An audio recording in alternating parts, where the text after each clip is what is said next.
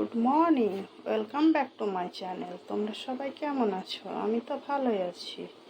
দেখো সকাল সকাল আমি রান্না করতে চলে এসেছি। আমার বাজারও নিয়ে চলে এসেছে।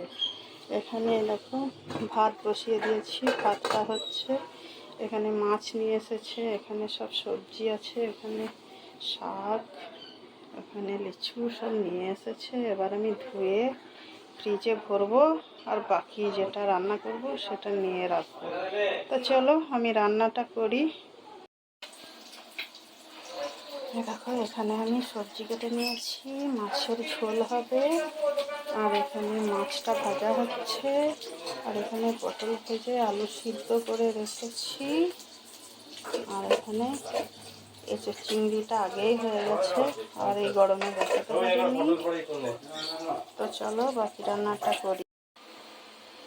দেখো আমার রান্নাটা কমপ্লিট হয়ে গেছে।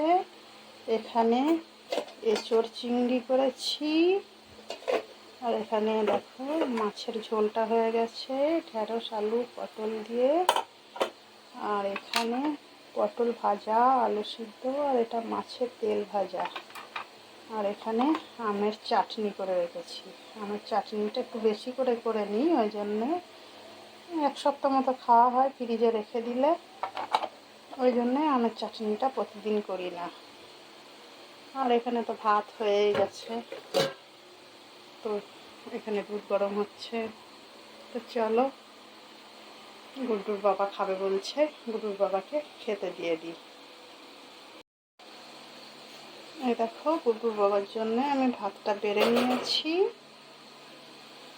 ওকে এবার খেতে দিয়ে দেবো। তো চলো গুড্ডুর বাবাকে খেতে দিয়ে দিই, এবার বসে আছে। তো আমার রান্নাটা যদি তোমাদের ভালো লাগে তাহলে লাইক কমেন্ট আর শেয়ার করে দিও, আর একটু পাশে থেকো।